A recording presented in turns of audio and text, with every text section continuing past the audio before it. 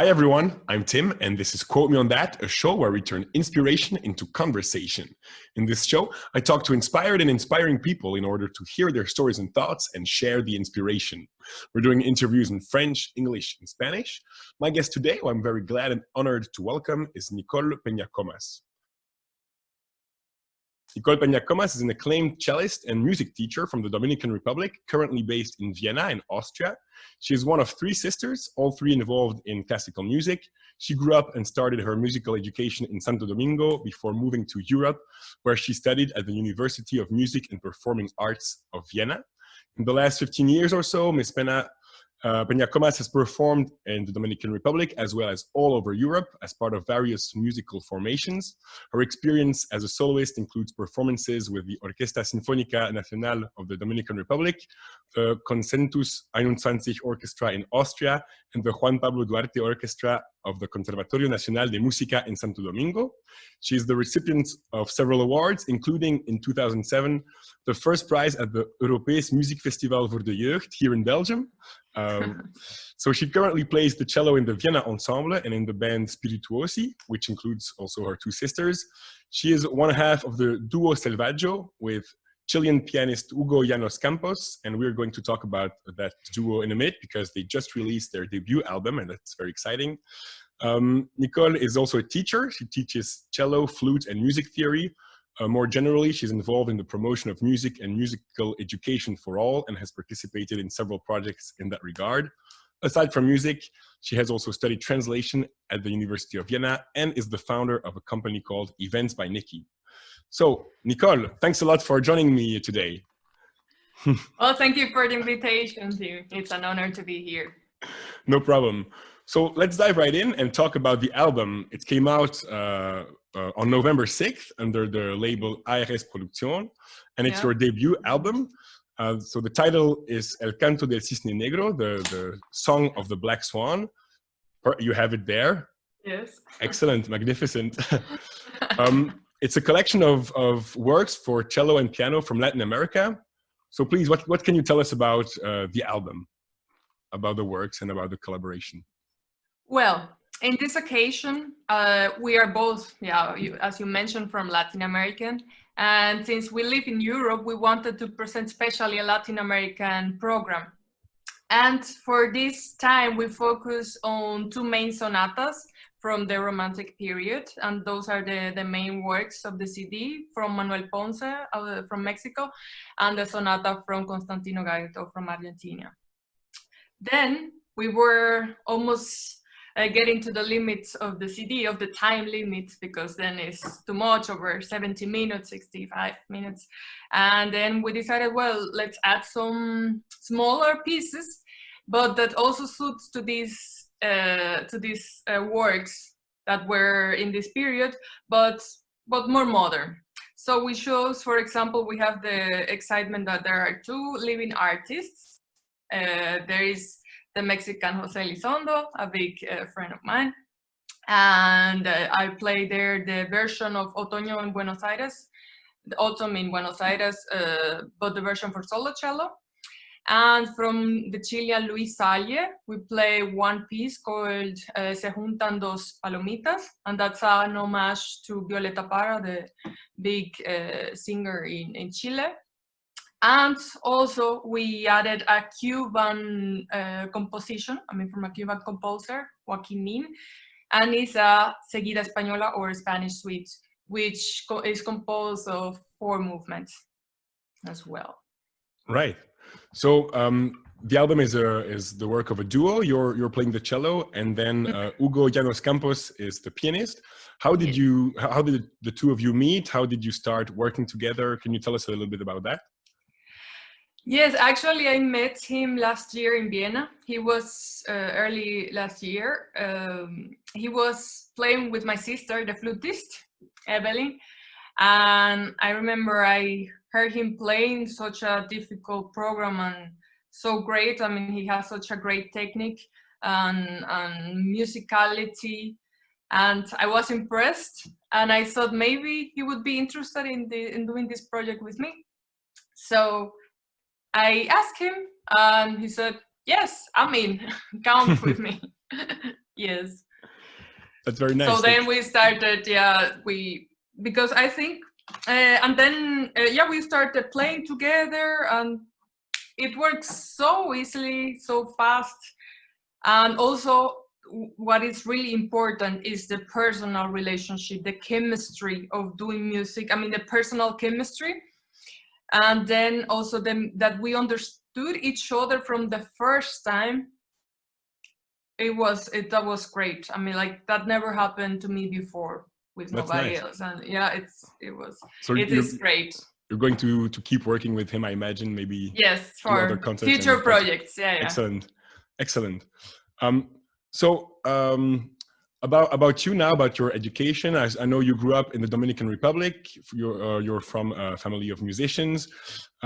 What can you tell us about your education in music? And also, I more specifically would be interested in hearing if you could tell us about something that inspired you in particular, maybe somebody that you met or an experience that you had, a project that you were part of, and that inspired you to become the artist that you are now. Well, I will start from the beginning, very beginning. So I started studying music because of my sisters. They are older than me. Mm-hmm. And we started simple as an extracurricular activity in the afternoons. And once I wanted to play the violin at the beginning, but there was no teacher at the music school.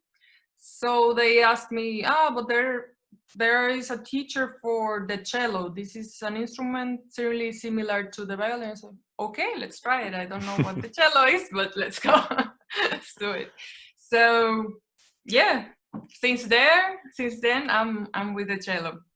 Actually, what really was a motivation to practice or an influence were first my sisters, because they were really into it from the beginning, and they listen a lot of music at home, mm-hmm. especially Russian music, very passionate, and a lot of ballets from Tchaikovsky, or a lot of Rachmaninoff music, piano concertos. Like, I grew up listening to this almost every day.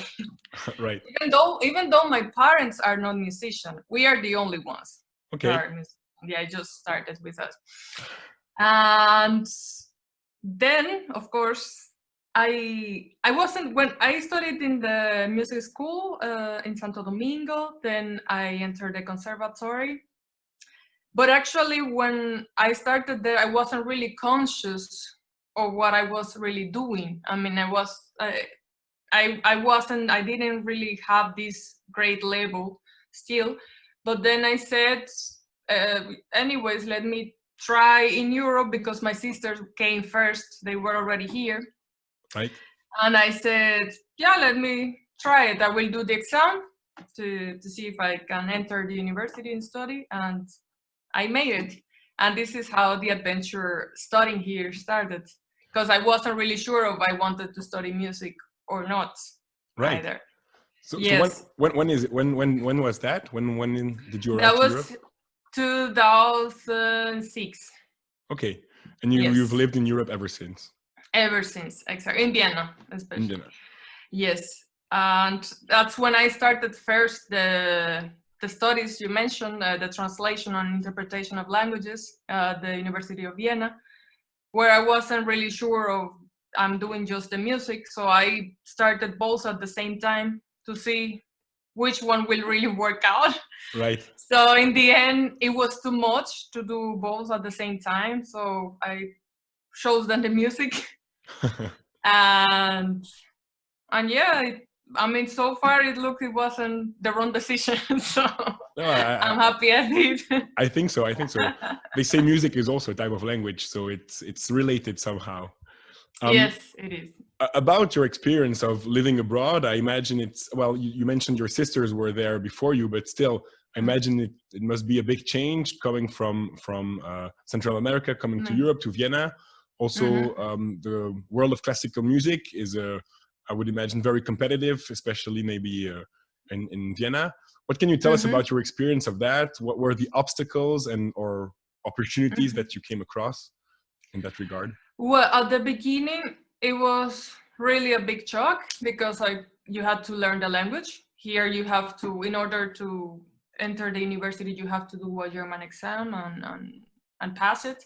If not, you cannot enter, especially in the Department of Pedagogy, what I studied to teach, because you should be able to tell the pupils what to do in German, right? Right. So yes, the changes of following all the rules that in Europe is really, really hard. But then, of course, with the time you get used to it. But, and also the food, the people, the cold, the snow. Yeah, snow was really hard at the beginning. But now it's okay. I think I'm used to it. Something I really appreciate from here is this quiet atmosphere here in Vienna. Sometimes it's too quiet, but like I really, when I go somewhere away when it's really loud, like for example in the Caribbean, in Dominican Republic, sometimes it's too loud, and I miss this from Vienna already, like to be calm and quiet without stress. Yes, you're already turning into an Austrian a little bit. Yeah, almost Austrian. Right. Yeah, when we said that you're also a teacher of music, when you are, how would you describe yourself as a teacher? What type of teacher are you? In what way do you try to inspire your students? What is your key message for them? Can you tell us a little bit about that? Yeah, teaching is one of my passions. And what I always tell my pupils, when they do something, of course, at the beginning, I have to show them how to do this so they get conscious about this. But I ask them straight away when they get more confidence, what do you think? What did you do? Are you conscious of what you did? Like, because I'm not the kind of teacher that wants to say always that's wrong or that's right or this is the way you should do it. I want to bring this consciousness already from the beginning to the pupil, so they become really independent, because this is how it's all about. Like, I learned something and I give this knowledge to someone else, but I'm not all the time with them. So from the beginning I try to teach this, that they become really independent from the teacher, and also that they get really confident that what they are doing is good. Because many times, but I did this mistake, and then they come the doubts. Also, not only like playing an instrument, but in general life, So this is what I try also to teach, to become more self-confident and sure of what they are doing. Because everyone has a way to express something, because as you've said before, music is a way of expression. And I think it's really one of the the most beautiful one, because through sounds, it's so noble, so sensible, and it's really honest. You cannot copy. You can't, like, for example, I tell you an easy example. Like, for example, if I have a Stradivarius or Jojo Ma or Jacqueline Dupre back then, or Rostropovich get the Stradivarius, it won't sound the same. Of course not. It's everything here in your hands and in your soul. Your sound is produced from in your soul through your fingers. It's really special. It's unique, yeah. Yeah. Right. That's beautifully said. What about your current project? So we talked about the duo that you're involved with. You're also in a band called Spirituosi. Yes. I think that's with your sisters. Can you tell us maybe a little bit about that? Yes, well, maybe to mention Spirituosi. So we are a sextet. As you mentioned, my two sisters, Natalie the singer, Evelyn the flutist, my husband Damien Lancel, a guitar player, Gonzalo Manrique, also another guitar from Peru. Also my husband is from France, and the double bass player also from Peru, Ruben Sanchez. So with Spirituosi, we try to do or focus more on folkloric music from whole Latin America, and we combine it with classical arrangements. That's what we try to do there.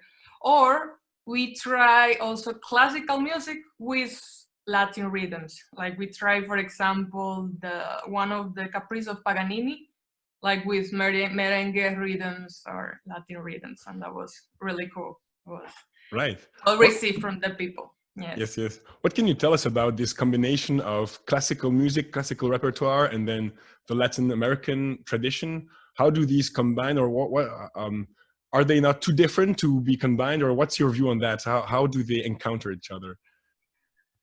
Look, I think music is music. That's the first. I don't like this division that everyone wants to always establish. Of course, they are difficult genres, but music is music. It's a way of expression in ways like from the singing, from rapping until classical music, where you have all these notes. I mean, that are really far away. It's for me the same. And for example, in the CD, I can say the example from Constantino Gaito. He used elements of the tango, for example, in this classical tradition way of composing. And that made it a bit unique also. And also in the sonata from Ponce, he uses a lot of folkloric elements from Mexico and included it with the traditional ways of composing in Europe, because both of them studied in Europe. Right. That's also a relation or experience that we share with them. Right. Yes, yes. You and the pianist, and then the composers, you mean? Yeah. And composers, exactly. Yeah. Yes, yes. So now we talked about your current projects. Now, if you have to think into the further future, what are the things that you dream of, or like, the projects that you wish to achieve? Not necessarily things that are ongoing already or that are coming soon, but what are your dreams for the farther future as a musician? Dreams. Well, the first one is to be able to go back to play concerts, live concerts. Right. That Corona is over. That's the first dream. And well, there are some other CD projects that we have in mind. Also, would be great to have to have a professorship, you say in English, like where to teach officially, like in a university or in a conservatory, something like this, to achieve this, to get tenure, like if I think, in a couple of years, no, absolutely. Yeah, because now I'm teacher, but in music school, but of course I wish I can teach in higher education institutions. Yes, yes. I mean, not. It doesn't have to be in Austria, especially. It can be somewhere else. I'm open to other countries as well. Yes, I was going to ask actually about that. If you were going to stay in Vienna, but you already just because answered. we have been living long time in Vienna, Mm-hmm. and I mean it's for 14 years already, and yeah, I think I'm open to. I mean, it's now so far it's going well, everything, but I don't limit myself to stay here. Right. Like if I can go to France or to Belgium or Why not? Why not? Germany, yeah. Yes, you've been here as I mentioned. Yeah, you've won the prize. Yes, yes. Belgium is not so far from Austria, indeed. Mm-hmm. So if people want to know more about the album, where can they find information? What should they check out? You have a website, of course. Are there ways where we can buy or listen to the album? Well, you can get it in all digital platforms, and also in on the website of the label Ars Producción.de, and the shop, or in my website, as you already mentioned. Perfect. Amazon. Yes, yes, yes. Perfect. Have you been happy with the launch so far? Have you been able to get some feedback already, despite the COVID situation? Of the CD, you mean? Yeah, yes. Thanks God, yeah. A bit. I wanted, actually, that was a problem we had, because the restrictions because of the COVID situation in Austria started already on the 3rd of November. And we had planned our release concert on the 4th. Oh wow, yeah. November 4th. So it was canceled, yeah, or postponed. Postponed, yeah. We had to, we decided to do it next year already, since in December it doesn't like it's gonna happen. I don't see how the situation getting better like until Christmas. No. Yes. So yeah, we prefer to do it in January. And sorry, it was about the COVID. The right, no, I about the feedback from the album, as you. The feedback. Yeah, thank you. The concert could not happen. COVID, yeah. But yes. Yeah, exactly. The feedback. Yes, I got it from good cellists, Austrian cellists, and this is already a great feedback for me as a cellist. We got already from Pizzicato, that's a big magazine in Luxembourg. And we got a great critic, for our first CD together, and we are very excited. Also from personal critics and from friends, and yeah, of course, the family always is there. Excellent. Let's see. We are open to more critics and reviews. To more, yeah. Absolutely. Positive. Yes. Let's encourage people listening to this talk to also check out the CD and discover what you worked on. Well, Nicole, thanks a lot for talking to me today. It was very nice to learn a little bit more about your album, your education, your career, coming from Central America all the way to Europe. I don't know if you have any closing remarks or anything else that you wanted to say before we conclude. Well, I would like to thank you for the invitation once more. And I invite people to never give up and follow your dreams. That's a very, very good way to end this interview. Right. Thanks a lot. Thanks also to everybody who watched or listened to this interview. This was Quote Me on That. We're turning inspiration into conversation. So don't forget to subscribe, and I'll see you next time.